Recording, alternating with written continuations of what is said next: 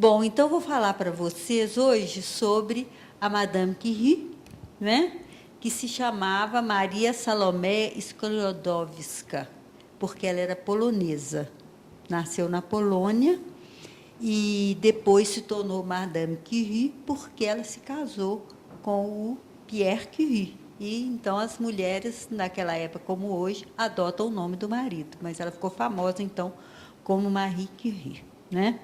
Bom, então já foi falado aqui para vocês a importância dela, porque ela é a única pessoa na área de ciências que recebeu 2 prêmios desse Nobel aí, tá?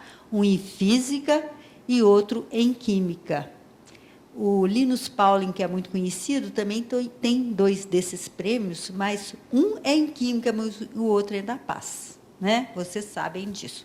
Então, em ciências, em química, ela, uma mulher, é a que teve os 2 prêmios, né?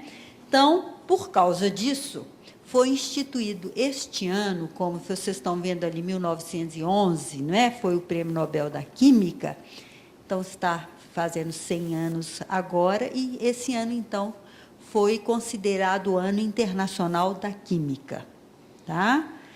E aí o que eu quero falar para vocês é o seguinte: tanta importância, o que está por trás disso tudo, né? Então, nós vamos falar um pouquinho da obra, do trabalho dela e da pessoa, né, do ser humano, Marie Curie ou Marie Sklodowska, e contar para vocês algumas coisas da vida dela, né? Não só da grande capacidade de trabalho, da tenacidade, né, que foi coroado com esses prêmios, mas também das suas agruras, felicidades e infelicidades da vida, que nós todos temos os 2 lados, né? Assim?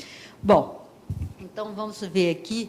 Eu gostaria de, inicialmente, como pano de fundo, lembrar desse pensamento do Ortega y Gasset, que é um filósofo, não é, muito conhecido, espanhol, e que dizia que o homem é ele mesmo e suas circunstâncias. Porque eu vou falar um pouco das circunstâncias da vida de Marie Curie, que fizeram e que levaram-na ao que ela hoje é conhecida mundialmente, certo? Bom, então, na sua vida pessoal, ela nasceu na Polônia, em Varsóvia, e seus pais eram professores. Sua mãe era professora de música, seu pai era um professor do liceu, professor de matemática. E eles eram modestos, porque os professores, a vida inteira, desde aquela época, são pessoas mal remuneradas, infelizmente, no mundo inteiro, não é? E de modo que era uma família modesta. Mas, naquela época, a Polônia vivia sob o domínio do czarismo russo. E havia um domínio cultural muito grande, de modo que o czar russo, o Império Russo daquela época, não permitia que a cultura polonesa se desenvolvesse. Mas havia uma resistência dos intelectuais, e o pai dela era um resistente. Eles procuravam ensinar a cultura polonesa pela poesia e tal. Os filhos eram educados pela música, para fazer face à imposição russa de que não florescesse a cultura polonesa. E eles queriam preservar a cultura polonesa. Então, o pai foi demitido do cargo de diretor da escola por causa das suas atividades. Ele era um ativista, não é, a favor da cultura polonesa, contra o domínio cultural russo da época. Vocês veem que isso aí, em 1873, ele foi demitido do cargo que ele tinha de diretor da escola, e então ele e a sua esposa, para sobreviverem, transformaram a casa no internato para estudantes, e ela foi então educada naquele ambiente, não é, cheio de alunas, de internas e de aulas, e a mãe dando aula de música e o pai dando várias aulas, né? Mas ela perdeu a sua mãe muito pequena, ela tinha 10 anos. Então, a mãe faleceu e o pai assumiu a educação. Eram 3 filhas e um homem, e um rapaz. Mas o pai, quer dizer, as circunstâncias da morte da mãe fez com que ela fosse educada pelo pai e ele educou todos como se educavam os homens à época. Porque vocês também têm algumas histórias dos pais e avós, as mulheres aprendiam a bordar, a costurar e a cozinhar, e os homens é que estudavam, não era assim? Então, ela recebeu uma educação, entre aspas, dos homens da época. O pai educou todos como educaria o irmão dela, que era o José, que depois se tornou um médico. E ela era muito inteligente, muito estudiosa e sempre foi uma aluna brilhante, né? Mas recebeu, então, educação em ciências, em matemática, coisa que as meninas da sua época não recebiam, certo? Então, mas, naquela época, era proibido as mulheres na Polônia irem à universidade, certo? Então, ela mais a irmã combinaram de ir para Paris, que era o centro cultural do mundo, na época, e onde as mulheres podiam estudar. Então, o plano delas era estudar em Paris, mas elas não tinham dinheiro. O pai professor, pobre, né, etc. e tal. Então, o que elas fizeram? Ela foi ser governanta, no campo, né? E a governanta tinha um status, mais ou menos, assim, na escala social da época, muito baixa. Era uma empregada doméstica e trabalhava na casa da burguesia do campo na época, uma família rica que podia contratar uma pessoa para ensinar os filhos a ler. E ela, então, se apaixonou por o rapazinho, o filho mais velho da casa, e ele também se apaixonou por ela. Mas a família foi contra, porque onde já se viu, né, o filho mais velho da casa, o herdeiro, se casar com a empregada. Então, ela teve um romance frustrado, e, para o bem da humanidade, né, as circunstâncias fez que, à medida que aquele romance foi frustrado, ela, então, não ficou uma matrona lá no campo, né, cuidando de filho, etc. e tal, voltou para Varsóvia e, muito triste, né, ela meteu a cara nos estudos. Foi uma fuga, mas ela já era brilhante, já tinha sido primeira aluna e gostava muito de estudar. Então, o estudo foi a muleta para ela vencer o preconceito social que impediu o primeiro amor da vida dela, né? Então, aqui nós temos, né, uma foto dela com a sua irmã, que as duas tinham combinado, né, de trabalhar para poder ir para Paris estudar, por isso que ela foi ser a governanta lá. Aqui é o irmão dela, não, aqui é o rapaz pelo qual ela se apaixonou, né? A casa onde ela foi governanta, lá no campo, ela ficou alguns anos lá no campo, trabalhando como governanta, né? Que era a casa desse rapazinho aqui. E aqui é o irmão dela, o José, o irmão mais velho, né, que foi o responsável pela educação que o pai deu, porque precisava educar bem o rapaz, educou todo mundo, era mais prático para ele do que dar uma educação diferenciada para as mulheres e para os homens. Então, vocês veem que as circunstâncias da vida vão te encaminhando para determinados caminhos, né? O preconceito a encaminhou para se dedicar mais aos estudos e tirou-a de ser uma matrona lá no campo, porque seria o destino, né? Aqui, então, na época que ela foi governanta, uma foto, e aqui ela com o seu pai e as suas duas irmãs, né, lá em Varsóvia, na época. Vocês veem que ela era bem bonita, não é? Bom, então, nesse período de 85 a 89, de 1800, né, e 85 a 89, que ela foi governanta no campo, com aquele frustração e tal, ela ficou muito triste, voltou para Varsóvia e retomou seus estudos. Mas as mulheres não podiam ir à universidade. Então, ela, à noite, ela estudava escondido nos laboratórios de uma escola que eles tinham lá, que era um centro de cultura, etc. e tal, mas que era uma escola clandestina, porque, não é, a cultura russa é que tinha que ser ensinada, mas os poloneses usavam aquele centro lá, tipo se fosse esse museu aqui hoje, que à noite estava tendo atividades culturais clandestinas para poder, não é? Para poder divulgar a cultura russa e o ensino. E ela, então, ela trabalhou ferrenhamente as cartas dela da época, certo? Comentando com a irmã e com os irmãos e tal, que ela estava se dedicando, estava repassando todas as experiências de química, todas as experiências de física, certo? Neste laboratório, que era, vamos dizer, a Universidade Volante, em Varsóvia. Isso aqui é uma pintura da época, tá? Mostrando essa Universidade Volante, e ela, então, trabalhou muito aí. Aí, nessa época, né, a irmã dela tinha ido para a França, mas ela não estava muito animada aí mais, não. Ela já estava quase desistindo, porque elas tinham visto que o dinheiro que elas tinham juntado não dava para as duas irem. Então, a irmã foi primeiro, estudou, e depois a irmã já estava se formando, se casou com um francês que era médico, já tinha uma condição melhor, falou com ela: agora você vem, porque eu posso lhe ajudar. Né? Mas ela estava meio desgostosa, não estava querendo ir, o pai incentivou muito, ela acabou indo, então, para a Sorbonne. Ela entrou na Sorbonne em 1891. Ela foi para Paris, né? Estudava muito. Eles contam que ela morava primeiro com a irmã, mas estava ficando muito longe, então ela alugou uma água furtada num prédio, subia lá e tal, e ficava até tarde da noite estudando na biblioteca, porque ela não tinha dinheiro para o aquecimento. Então, ela ficava na biblioteca da Sorbonne estudando bastante, por causa do calorzinho, e só ia para casa para dormir. Né? E tomava muito chá e comia pouco, porque não tinha dinheiro.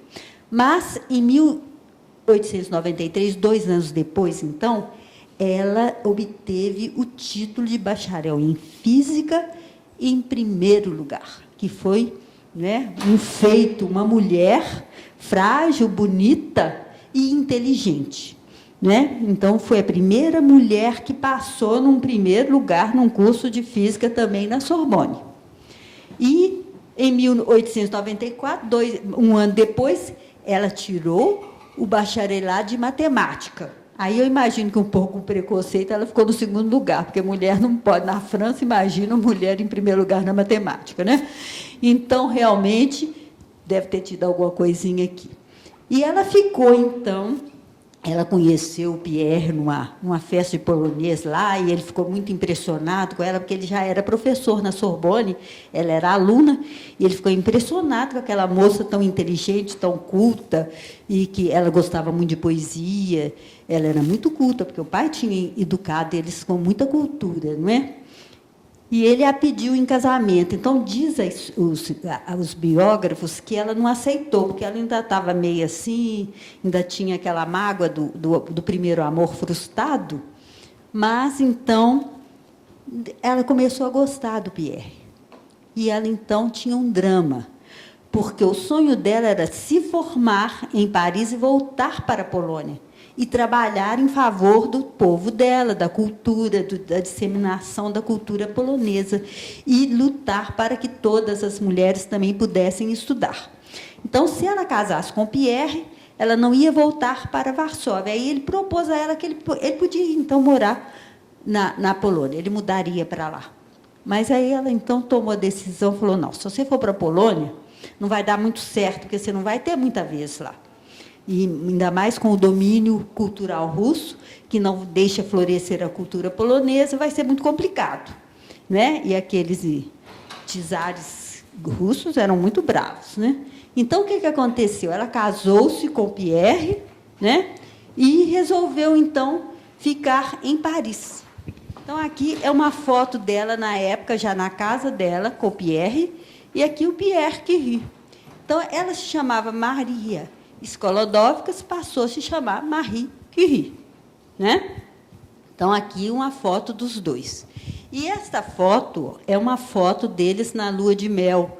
Eles também eram modestos, né, pobres, e ganharam um par de bicicletas de presente de casamento. Então, eles saíam passeando de bicicleta, pela lua de mel deles, era de bicicleta pelas redondezas de Paris. Né? Então, vejam só, é famosa essa foto, você acha em todas as biografias deles essas fotos, que são muito interessantes. Você vê que ela era muito bonita, né? Bom, Aí, isso era, então, alguns dados, né, para vocês conhecerem um pouco a pessoa, Madame Curie aí. Então, aqui vamos ver agora um pouco de a história da descoberta do rádio, né, que foi precedida inicialmente pela descoberta do raio-x pelo Röntgen e a descoberta da radioatividade por Becquerel, também na França. E aí a Marie Curie tinha que escolher o assunto da tese dela. E aí o Becquerel aconselhou-a a trabalhar com esses raios urânicos que tinham sido descobertos, e eles chamavam de raios urânicos, tá? Depois que eles batizaram como raio-x. E ela, então, resolveu, como tema, né? Ele refez toda a experiência do Becquerel, né? Descobriu, então, e confirmou que a radioatividade era um fenômeno atômico, que independia do estado físico, se era sólido, líquido ou gasoso, né? Independia da combinação molecular, se era monóxido, dióxido, qualquer coisa que vocês estão estudando química, vocês sabem disso muito bem, não é? Então, vejam só, independia da temperatura, mas, então, ela descobriu uma coisa muito importante, era uma propriedade intrínseca, própria do átomo, tá? Independia das circunstâncias externas, tá? Do meio, etc. E tal. Aí, o que ela fez? Ela resolveu estudar todos os elementos existentes da época, que eram 87. Foi muito trabalho, né? Porque ela estudou todos os 87 elementos conhecidos e descobriu que havia também um outro elemento que, né, com os compostos do tório, que tinha o fenômeno da radioatividade, né? Então, aqui nós temos algumas fotos dela, da época, desse livro da Susan Quinn, que é o livro que eu lhe disse, que você me perguntou, que é muito bom também, sabe? Dessa autora aqui, Marie Curie, Uma Vida. E aqui tem a foto dela com o Pierre no laboratório. Esse aqui é o Becquerel, que teve um papel importante na vida dela, que sugeriu que ela usasse o tema, né, para a tese dela de doutorado. E aqui um laboratório onde ela estudou, ela trabalhou, que era muito modesta. Eu vou voltar a falar nisso depois. Mas eu quero falar para vocês o seguinte, como que ela era extremamente trabalhadora, trabalhava muito, né? Então, ela estudou aqui os minérios, ela fez análise dos minérios do tório, que era a chalcolita, do urânio, que era a peste blanda, né? E também fez alguns estudos em relação à chalconita sintética. E isso foi muito importante, sabe por quê? O que ela descobriu? Que a chalconita sintética, naquelas proporções que se conhecia, que eles fizeram em função da natural, tinha uma potência de radioatividade um pouco menor. Aí, o que ela pensou? Então, deve ter alguma coisa no minério natural que é muito potente, mas que está em muito pequena quantidade, porque ninguém ainda o isolou ou o descobriu. Ela lançou essa hipótese. Então, né, na ciência, a gente lança as perguntas e tenta ver se aquela pergunta está correta, vai buscar a resposta. Então, ela falou, será que tem mesmo alguma coisa lá no minério natural? Porque, quando você faz aquelas proporções estudadas dos componentes desse minério e faz a sintética, você não tem a mesma potência da radioatividade. Então, tem algo ali também radioativo e que deve estar em pequena quantidade, porque ninguém nunca descobriu. O que será? Né? Era a pergunta que ela se colocava, certo? E aí ela começou a estudar aqueles minérios, descobriu algumas leis importantes, que a intensidade da radiação era proporcional à quantidade de urânio que tinha lá naquela peste blanda, que não era influenciada pelas condições, como eu já falei para vocês aqui, não é? E aí teve uma coisa muito importante, ela precisava do material para estudar, ela queria ver o que tinha naquele minério, mas eles não tinham muito dinheiro. E a Áustria, que tinha lá as suas minas de peste blenda para tirar o urânio, tinha o rejeito daquilo lá, certo? Então, eles entraram em contato, pediram para mandar para eles, vamos dizer assim, o lixo, né? Nós, hoje em dia, temos aí o lixo hospitalar, essa confusão que tem chegado aí de fora, mas eles pediram aquele lixo da Áustria, veio de trem, toneladas e mais toneladas dos resíduos da pechblenda, que era o minério do urânio. E eles não tinham dinheiro para pagar aquilo. Aí conseguiram lá alguém que emprestou um dinheiro, eles deviam o dinheiro daquilo, e então ela começou a trabalhar. Então, nós vamos ver primeiro aqui, rapidamente, alguma coisa que ela comunicou, né, naquele ano de 1898, à academia, que devia haver um novo elemento muito mais ativo que o urânio, quando ela fez a comparação da pechblenda natural com a sintética, né? E aí ela ia tentar descobrir isso. Ninguém acreditou nela na época, não. Certo? Ela fez a comunicação, mas o pessoal tinha muitas dúvidas, questionou muito, não acreditavam muito, não. Mas ela foi tenaz. Ela estava convencida e começou a fazer os seus estudos. E o Pierre, que via ela trabalhando tanto, aderiu, né, àquele estudo que ela fazia, e ela, então, ela trabalhava em umas panelas imensas, um caldeirão de ferro, era o instrumento de trabalho dela, uma vara de ferro, daqui a pouco eu vou mostrar para vocês a lista do material de pesquisa dela do laboratório. Nós temos Beckers, temos essas coisas todas hoje em dia bonitinhas que vocês têm lá, não é? Mas ela não. E aí ela conseguiu, em julho de 98, isolou um primeiro elemento daquele material, daquelas toneladas de material que ela cozinhava ali, recristalizava, que vocês já sabem fazer recristalização, não é isso? E ela isolou um elemento que ela denominou polônio, em homenagem à sua terra, tá? Que era 100 vezes mais ativo que o urânio. Ainda não era o rádio, tá? Mais tarde, no mesmo ano, é que ela identificou o rádio e as suas raízes espectrais, né? Mas ainda tinha um ceticismo, o pessoal ainda não estava achando que podia ser uma substância, ela precisava de isolar aquilo ali ainda, certo? Porque ele ainda não estava no estado puro. Aí eles deram para ela lá um galpão que tinha lá na universidade, e aqui nós temos, né, uma foto dela e do Pierre no laboratório. E aí, o que ela fez? Ela começou, em dezembro, ela anunciou a descoberta do rádio, e nós sabemos todos hoje a grande importância do rádio. Não é isso? Que, na época, foi usada para alguns estudos de combate ao câncer e também pelo fato de ser uma propriedade intrínseca, quer dizer, própria do átomo, deu uma luz para os cientistas sobre a composição do átomo. Então, os trabalhos dela, além da grande importância da radioatividade, que hoje todos nós conhecemos, né, para radiografias, para tratamento de quimioterapia, para o câncer, etc., tal, trouxe uma luz para a ciência sobre a estrutura do átomo. Foi o início dos estudos da estrutura do átomo. Tá? Bom, então, só para vocês verem aqui o material, vocês que vão lá para o laboratório aula prática, né, qual que é o material, etc. e tal, olha o dela aqui, olha. 1 tonelada de pechblenda, que era o resíduo, 1 tonelada, viu, gente? Só isso. Tá? O local era um barracão abandonado, que antes servia para dissecação de cadáver, foi onde que deram para ela. Tá? E os instrumentos, uma bacia de ferro para 20 quilos de minério, ela fazia bateladas de 20 em 20, uma vara de ferro de 1,5 metro, ela é pequenininha, a vara devia ser quase o tamanho dela, devia ficar parecendo uma bruxa da Idade Média, misturando aquelas coisas, não era? Então, um fogão, e verba nenhuma, né?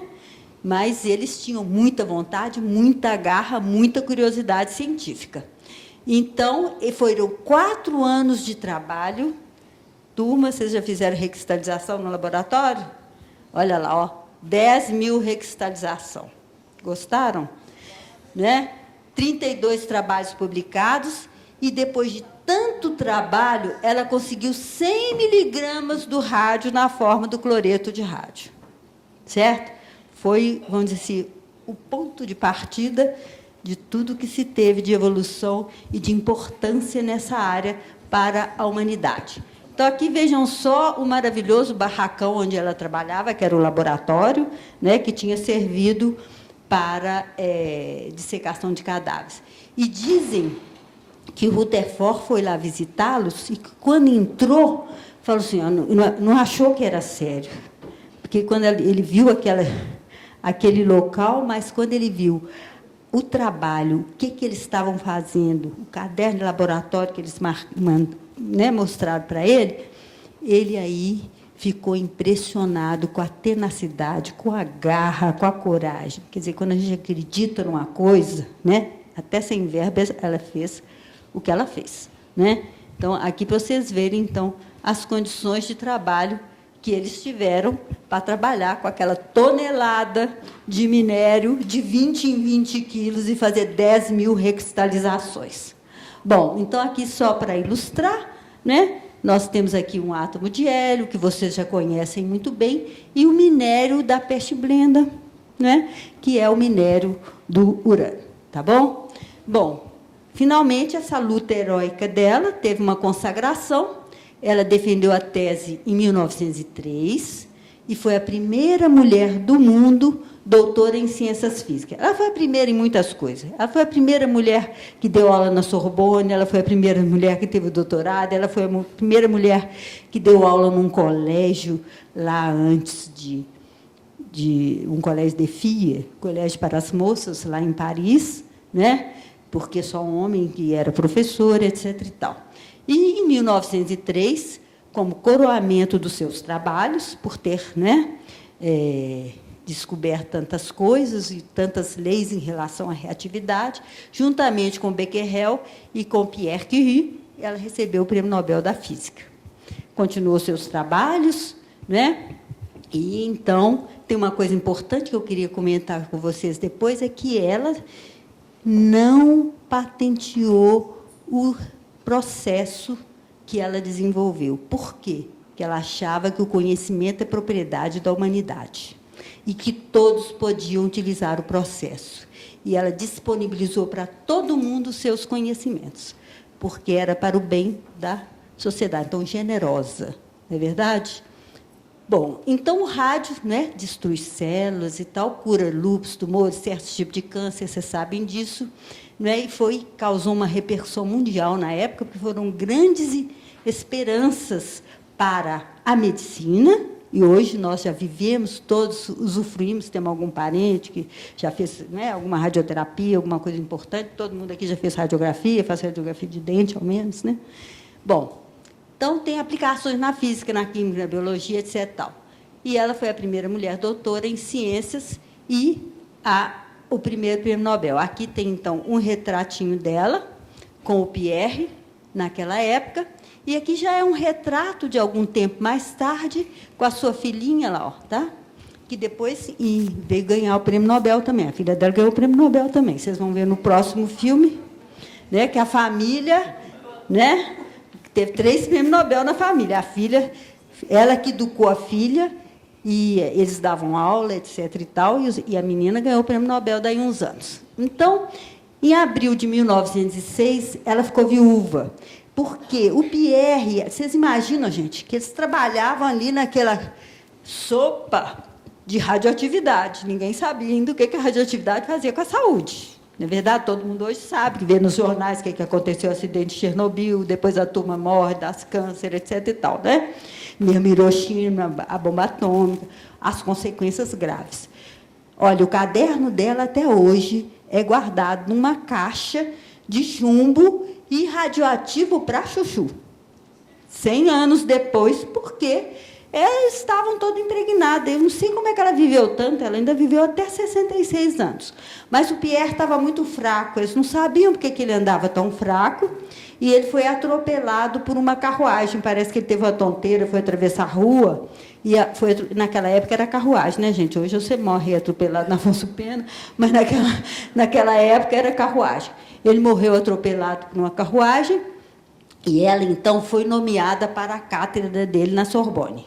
E dizem que a primeira aula dela veio todo mundo, os professores, todos aqueles papas, Rutherford, Becquerel, aquela turma toda que vocês estudam aí, tá? Para ver a aula dela, porque uma mulher dando aula, todo mundo queria ver como é que ela ia se sair. E parece que foi um sucesso, tá? Então, em novembro, foi a aula inaugural, quando ela assumiu a cátedra dele. Ele morreu em abril, vocês estão vendo?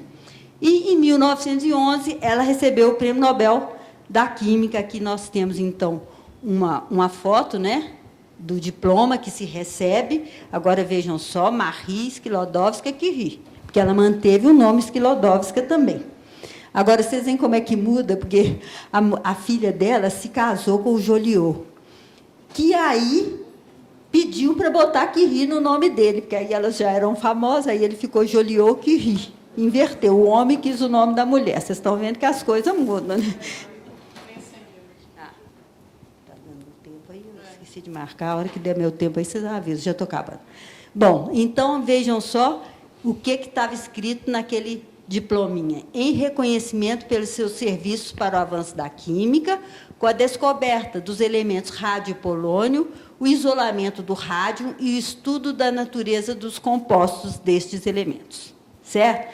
Então, ela ganhou o Prêmio Nobel da Química já pela química que ela tinha feito. O da física era pelo estudo dos raios-x e tal, que é mais da área da física, não é verdade? Então, é isso aí. Aqui tem umas fotos dela, e eu gostaria de contar depois uns casos para vocês. Isso, ela e a filha, com os aparelhos que elas desenvolveram, porque veio a guerra, Primeira Guerra, e eles, então, adaptaram alguns carros para fazer raio-x. E foram para o front. O primeiro paciente que eles trataram era um soldado que tinha sido baleado, e aqueles aparelhinhos que elas estavam desenvolvendo, com aquele aparelho, foi possível detectar as balas no corpo dos soldados. Então, elas trabalharam ativamente durante a Primeira Guerra, pararam as pesquisas, né? Tinha sido inaugurado o Instituto do Rádio, lá em Paris, que eu vou mostrar o retrato para vocês daqui a pouco, mas elas foram para a guerra ajudar, né? Como a Cruz Vermelha lá, certo? Então, aqui, vejam, o carro que elas adaptaram, elas tinham 20 carros desses, tá? Com aparelhagem de raio-x para tratamento dos soldados baleados. Hã? Não, agora ela não tinha muito dinheiro, não, mas isso aqui era o governo, o sistema da guerra todo que montava, que precisava de se virar, né? Não era ela que fazia, não, era com o governo, o dinheiro do governo. E aqui é o Instituto do Rádio, está vendo? Que foi inaugurado e logo eclodiu a guerra, então eles não começaram a trabalhar logo, foram aplicar no tratamento dos soldados feridos, e a grande importância. Isso aqui, elas na porta do laboratório, e ela e a sua filha, Irene, que ganhou em 1923. A Irene ganhou o Prêmio Nobel em 1934. Especialista ali, professor Wellington, né? Da Fisicoquímica. Bom, agora aqui, gente, essa foto é muito interessante, porque, ao acabar a guerra, ela voltou para as pesquisas, mas ela não tinha 1 grama do rádio, porque todo o rádio que ela isolou, ela doou para os cientistas e doou para o governo para montar aqueles equipamentos para tratar dos soldados na guerra. Então, ela tinha trabalhado arduamente com aquelas toneladas para isolar o rádio, mas ela não tinha nem 1 miligrama de rádio. Mas aí tinha uma jornalista americana, que era muito amiga dela, que a convidou para ir aos Estados Unidos e fez uma campanha de doação, etc., tal, para poder dar dinheiro para ela comprar rádio para o Instituto do Rádio, onde ela ia desenvolver as pesquisas. E aí diz a história que o presidente dos Estados Unidos deu de presente a ela 1 grama de rádio. Certo? Então, ela que tinha inventado, doou para todo mundo, não patenteou, né? Não tinha como fazer sua pesquisa, mas ela recebeu de presente do presidente americano 1 grama de rádio para ela continuar suas pesquisas. Então, essa foto é de quando ela visitou os Estados Unidos. E aqui é a foto dela visitando uma empresa, que aí, é claro, o rádio ficou caríssimo, o urânio ficou caríssimo, todos os elementos radioativos ficaram caríssimos, com uma indústria, que esse povo aqui são os donos da indústria, devia ter ficado muito rico, né? Porque aí ela foi visitá-los, etc. E aqui ela com o pai e as irmãs na Polônia, numa visita que ela foi fazer lá. Mas eu quero mostrar para vocês que ela veio a Belo Horizonte, né? Em agosto de 1926. E, se vocês quiserem, podem ir ali na biblioteca pública e peguem aqueles jornais maravilhosos da época, que eu vou mostrar algumas cópias ali para você, porque eu não conseguia sair dessa biblioteca lendo aquelas coisas maravilhosas. Vocês vão ver que bonitinho como é que escrevia o português. E ela veio, então, por que ela veio a Belo Horizonte? Porque aqui em Belo Horizonte, o professor Borges da Costa, da nossa Faculdade de Medicina, né, tinha muitas pesquisas também nessas áreas, e então, aqui foi inaugurado o Instituto do Rádio da América Latina. E ela, então, veio visitá-lo, né? E olha aqui, o Minas Gerais, do dia 17 de agosto, 16 e 17 de agosto. Mas eu tenho aqui, olha que bonitinho, aqui vocês vão ver, olha, tá vendo? Chegou à capital a notável cientista, gostaram de como que escrevia cientista? Ó, né? Belo Horizonte, com 2 L's, ontem com H vai ter aqui em algum lugar, certo? Então, a radiologista francesa, olha como é que escrevia francesa com Z e tal. Aí, quando vocês errarem, vocês falam, estou escrevendo português antigo, né? Assim? Então, vejam só, falando, ela veio junto com essa pessoa muito simpática do Museu Nacional, tá? Os museus estão sempre, né, ao lado da cultura, disseminando, apoiando. Zizinha, Basso, Carlota, e essa Maria Queiroz, que foi a primeira deputada brasileira, uma feminista muito importante da época, acompanhando. Então, as feministas todas juntas vieram com ela aqui, certo? Mas vocês vão ver, e passem na biblioteca e consultem os jornais antigos. Aqui, então, tem um trecho, né, que, em agosto de 1926, ela veio a Belo Horizonte, junto com a filha, a Irene. No ano seguinte, a Irene se casou e, logo depois, ganhou o Prêmio Nobel. Fazia 20 anos que ela estava viúva, né, e viera acompanhada da Carlota Pereira de Queiroz, uma das pioneiras feministas no Brasil. Eleita, em 1933, a primeira mulher deputada federal brasileira. Tá?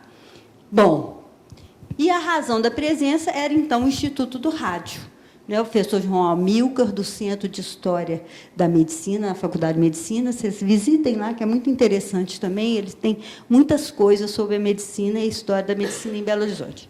Então, aqui, vejam, o Instituto do Rádio, aqui em Belo Horizonte, que era o antigo Borges da Costa, alguém aqui pode já conhecer, não é? E, então, olha só como é que se viu Belo Horizonte, está vendo? Mas aqui está em francês, mas era em português, vocês viram que era assim também. Né? E aqui, então, os relatos da época. Ela chegou, veio de trem, visitou o governador, foi recebido por todas as autoridades, foi à Assembleia, depois foi passear em Sabará. Ela fez uns passeios por aí, certo? Então, aqui está falando, aqui, ó, a grande cientista que estava visitando ontem. Vocês gostaram como é que escrevia ontem? Né?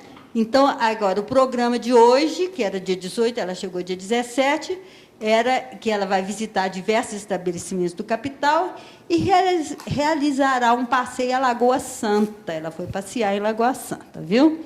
E depois ela iria no noturno de luxo, que era o trem, de volta para o Rio de Janeiro. Então, aqui, lá na Faculdade de Medicina, você tem o caderno que ela assinou, aqui a assinatura dela, a assinatura da filha, estão vendo? E vai ter uma foto, vejam só, ela está aqui no meio, a filha, aqui é a deputada, o professor Borges da Costa e alguns professores lá da época.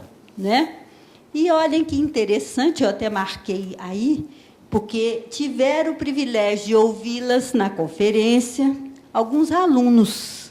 Vejam que alunos eram esses: o Pedro Nava, o Pedro Salles, o Juscelino Kubitschek e o terceiranista Amilcar Martins, o secundanista João Guimarães Rosa.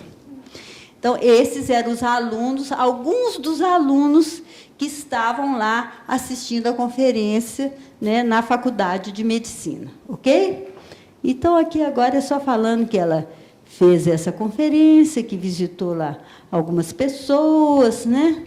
Foi lá no Instituto Ezequiel Dias, foi ao Automóvel Clube, e depois ela, então, iria embora. Então, aqui era, vamos dizer assim, já o final da história, né? Madame Curie na varanda do seu laboratório, e vocês veem que ela já está idosa, mas, mesmo assim, para quem, com o caderno até hoje, 100 anos depois, está cheio de radioatividade, fica numa caixa de chumbo, a pobre coitada, na França. Certo? O laboratório dela, você vai lá ali no Quartier Latin, virou um museu, né? E tem todas as coisas estão lá. Quando vocês forem à França, não deixem de ir no Quartier Latin, que tem muitas coisas interessantes, dentre elas o museu de Madame Curie. Tá legal dos Curie. Então, aqui ela está assim, ela morreu aos 66 anos de idade, fraca. Hoje se sabe que eram os sintomas de quem está contaminado por reatividade. A visão fraca, barulho no ouvido, etc. e tal. Tá? Bom, então, com isso, eu espero que vocês tenham tido uma visão importante da pessoa que foi Madame Curie, né? Uma jovem revolucionária, com muita garra, muita capacidade de trabalho, não é isso? Muito culta, muito estudiosa, né? E generosa, né? Que doou a sua vida e seus conhecimentos para o bem da humanidade. Muito obrigada pela atenção.